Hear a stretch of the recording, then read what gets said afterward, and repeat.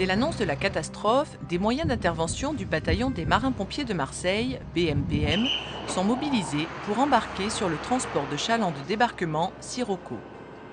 Ce bâtiment rejoint la zone sinistrée où se trouve déjà le bâtiment de transport et de soutien Bougainville et la frégate marocaine Mohamed V.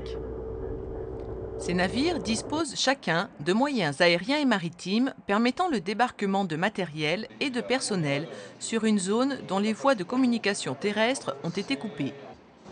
À bord du Sirocco, le central opérationnel est transformé en poste de commandement. Des marins, issus des 3 unités présentes sur zone, travaillent ensemble afin d'organiser l'utilisation des moyens humains et logistiques disponibles de façon optimale. En contact radio permanent avec les différents acteurs de l'exercice, ils ont une vision en temps réel de la situation. L'hélicoptère Panthère du Sirocco effectue une première rotation vers la Terre pour y déposer une équipe de reconnaissance et d'intervention franco-marocaine. L'exercice Chebec est depuis 10 ans la plus grande manifestation de la coopération entre la Marine royale marocaine et la Marine nationale française.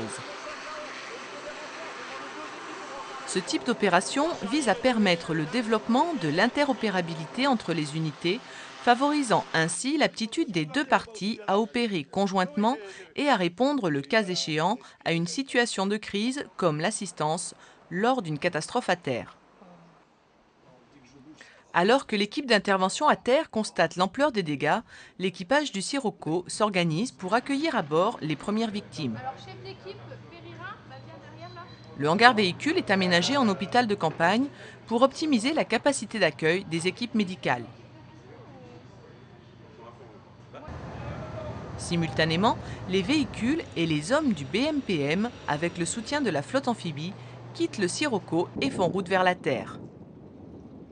Militaires de la marine, les marins-pompiers sont habitués à intervenir rapidement et à s'intégrer avec fluidité dans toute organisation de secours aux personnes.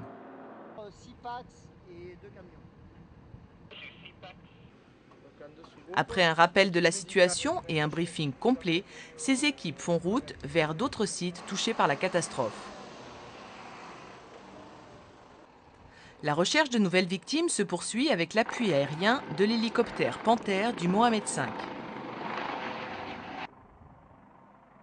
Porter secours aux personnes touchées est parfois difficile. L'entraînement du personnel et le matériel fourni par les 3 navires permet aux équipes d'intervention d'agir sur terrain accidenté.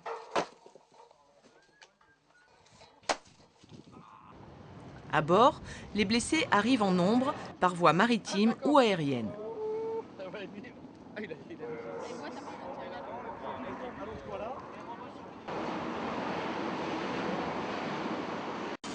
Un hélicoptère a rejoint le dispositif pour permettre une évacuation plus rapide des victimes. Brancardiers, infirmiers et médecins prennent en charge les personnes évacuées. Les blessés les plus graves sont amenés à l'hôpital du bord. Les installations de cet hôpital permettent d'établir un diagnostic plus précis et, si besoin est, de réaliser sur place une intervention chirurgicale.